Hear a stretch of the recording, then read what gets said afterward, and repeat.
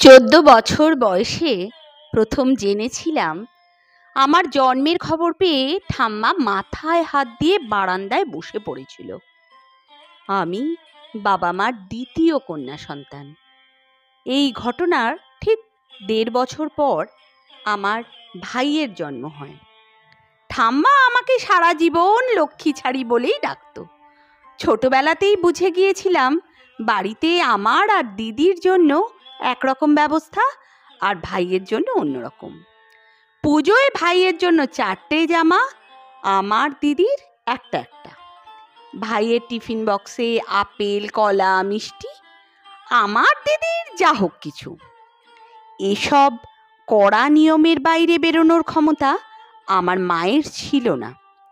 দিদিও কখনো নিয়ম ভাঙার চেষ্টা করেনি, কিন্তু আমাকে বারবার ঠাম্মার কাছে শুনতে হয়েছে, এ মেয়ের বড় নোলা, ভীষণ লোভ, একেবারে অলক্ষী এসেছে কোথা থেকে। তবুও আমার বায়নার অন্ত ছিল না। মা মাঝে মাঝেই আমার বায়না মেটাতে সবাইকে লুকিয়ে পয়সা দিত। দিদিকে কখনো কিছু চাইতে দেখিনি। আমি তখন ক্লাস 6-এ। স্কুল থেকে ফিরে দেখি মায়ের মুখ থমথমে, কিছু একটা হয়েছে আন্দাজ করতে পারছি।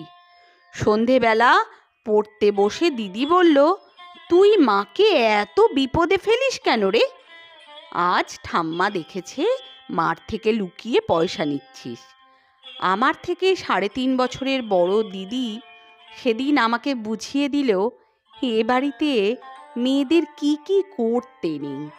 মেয়েদের মুখ ফুটে কিছু চাইতে নেই, বেশি কথা বলতে নেই, লাফাতে নেই, দৌড়তে নেই, মেয়েদের চিৎকার করতে নেই, ঘুড়ি ওড়াতে নেই, গুলি খেলতে নেই, পা ছড়িয়ে বসতে নেই, হা হা করে হাসতে নেই, সব সময় খাই খাই করতে নেই। অবাক হয়ে সেদিন আমি নেইয়ের ফর্দ শুনেছিলাম।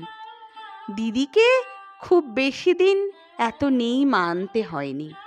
আমার রোগা ভোগা দিদিটা বিয়ের ধকল সামলাতে পারেনি। বিয়ের 2 বছর পর মাত্র 22-এ শ্বশুরবাড়িতেই মারা যায়। সেদিন প্রথম আমার মা সারাদিন বিছানায় শুয়েছিল। ঠাকুমা, ভাই আর বাবার মানবিকতা বোধকে সেই একদিনের জন্য কিছুটা জাগ্রত অবস্থায় দেখেছিলাম। সারাদিন কেউ মাকে কোনো ফরমাইশ করেনি।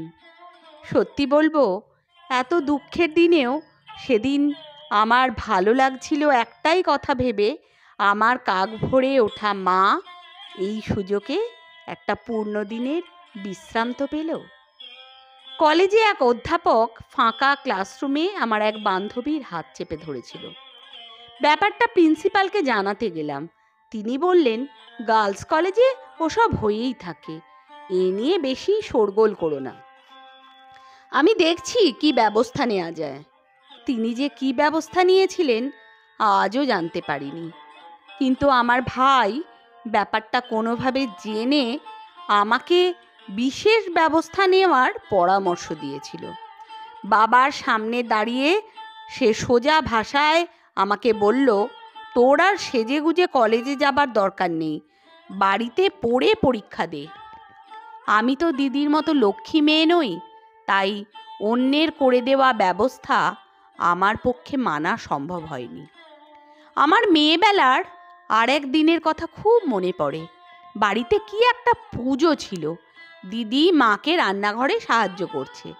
ঠাকুমা আমাকে ঠাকুর ঘরে নিয়ে গিয়ে প্রসাদ, ঘট, ফুল, বেলপাতা সাজানোর প্রশিক্ষণ দিচ্ছে। পুজোর জোগাড় শেষ হলো, আমার শিক্ষা সম্পূর্ণ হলো।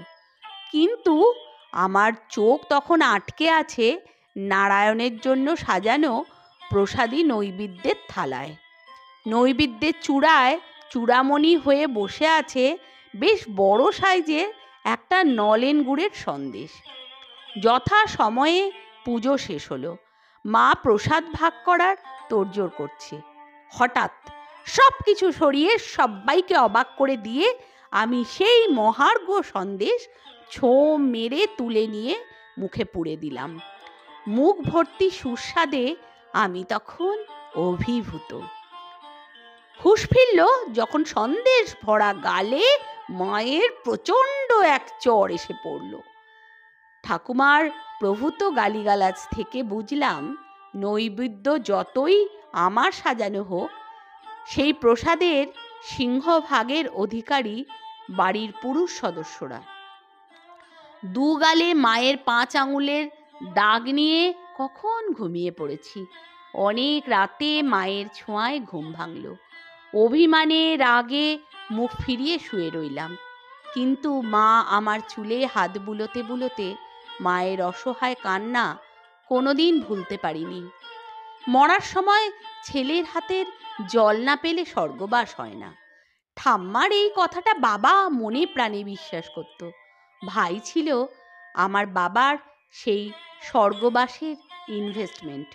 আমার ভাই বর্তমানে ব্যাঙ্গালোরের এক বহুজাতিক সংস্থায় কর্মরত এবং বিবাহিত। তার অবাঙালি পরিবারকে নিয়ে সেখানে নিরাপদ জীবনযাপন করছে। এ শহরে খুব একটা আসার দরকার পড়ে না। এলেও অফিসের ভিআইপি গেস্ট হাউসে থাকে। পূর্ব দক্ষিণ খোলা বিরাট ফ্ল্যাটের অভ্যস্ত জীবন। এ বাড়ির স্যাঁতস্যাঁতে দেওয়ালে ওদের কষ্ট হয়। বাবা মারা গেছেন প্রায় 2 বছর হলো। প্রভিডেন্ট ফান্ডের 60% ছেলের কেরিয়ারে খরচ করেছেন। ইনভেস্টমেন্টের যে পুরোটাই জলে গেছে সেটা মৃত্যুর দিনেও বিশ্বাস করতে পারেননি।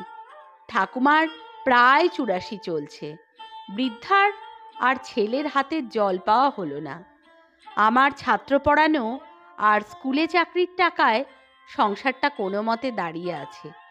সেদিন সবে বাড়ির দরজায় পা রেখেছি, মা ছুটে এলো, তাড়াতাড়ি আয়, সকাল থেকে কিচ্ছু খাচ্ছে না, বারবার তোকে খুঁজছে। ঘরে ঢুকে বৃদ্ধার মাথার কাছে বসলাম। মনে হলো আমাকে দেখে একটু যেন হাসলো। আমার হাতে ধরা দুধের গ্লাস থেকে 2 চুমুক মুখে দিয়েই আবার ক্লান্তিতে মাথাটা বিছানায় এলিয়ে দিল। ইশারায় আমাকে কাছে ডাকলো। আমি মুখটা নামিয়ে আনলাম মুখের কাছে। খুব আস্তে, প্রায় নিভে যাওয়া কণ্ঠে ঠাম্মা বলল, লক্ষ্মী ছাড়ি, বিয়ে করিস, তোর মেয়ে হতে ইচ্ছা হয়, বুড়িটাকে ক্ষমা করে দিস। মা আর আমি সেদিন সারা রাত জেগে বসে রইলাম। সারা রাত ঠাম্মার বন্ধ চোখ থেকে গড়িয়ে পড়া জল মুছলাম। এতদিন পরে বৃদ্ধার কাছে আমার অলক্ষ্মী জন্ম সার্থক হয়েছে। লিখেছেন অর্পিতা সরকার, কণ্ঠে আমি তুলিকা।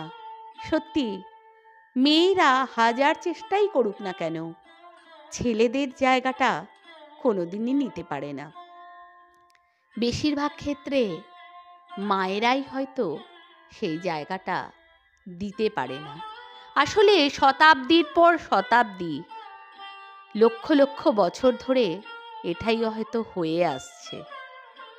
জানি না এটা কোনোদিন পরিবর্তন হবে কিনা। চলছে যখন মেনে নিতেই হচ্ছে, আর কি করা যাবে। তোমাদের সবার ভালো লাগলে একটু কমেন্ট করো। চ্যানেলটা সাবস্ক্রাইব করলে খুশি হব।